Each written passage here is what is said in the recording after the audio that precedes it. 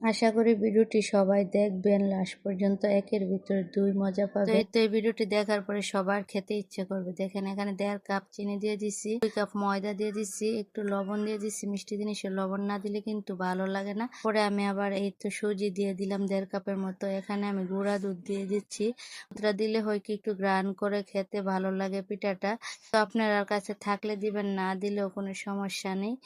সন্ধ্যা হইলে কি খাবে, তো একটা প্যারা থাকতে হয়। তো একদিনে একটা তো বানাই দিতে হয়।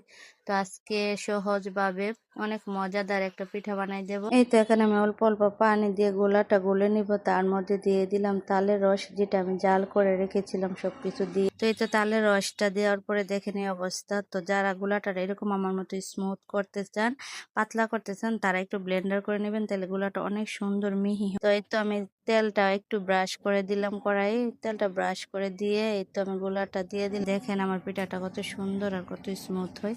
এখানে এই তো আমি নারকেল ভাজা দিয়ে দেবো, যেটা কিনা আমার ছেলে মেয়ের অনেক পছন্দ। কিন্তু আমি তালের ভিতরের যে রসটা ওইটা নারকেলের উপর দিয়ে দিয়েছিলাম পুর হিসাবে। ওইটাও কিন্তু অনেক মজা ছিল, কিন্তু বাচ্চারা ওইটা পছন্দ করে না, শুধু বলছে নারকেল দিয়ে দিতে। তো নারকেল দিয়ে এইভাবে বানিয়ে দিলাম, তো তারা এইভাবেই পছন্দ করে। তো কারা কারা এইভাবে পাটিসাপটা খেয়েছেন অবশ্যই কমেন্টে জানাবেন। রেসিপিটা সহজ হলে খেতে কিন্তু অনেক মজা, অনেক স্বাদ ছিল। তো যারা যারা এইভাবে খেয়েছেন অবশ্যই কমেন্টে জানাবেন। আর যারা না খেয়ে থাকে একবার হলো এইভাবে বানিয়ে খাবেন, দেখবেন ভালো লাগবে। যেহেতু তালের রসটা থাকবে, গ্রান করবে, আর ওইদিকে নারকেলটা কামড় পড়লে অনেক মজা লাগে। তো এই তো যাদের ভালো লাগে লাইক কমেন্ট শেয়ার করুন, পেজটি ফলো দিয়ে পাশে থাকবেন। আল্লাহ হাফেজ।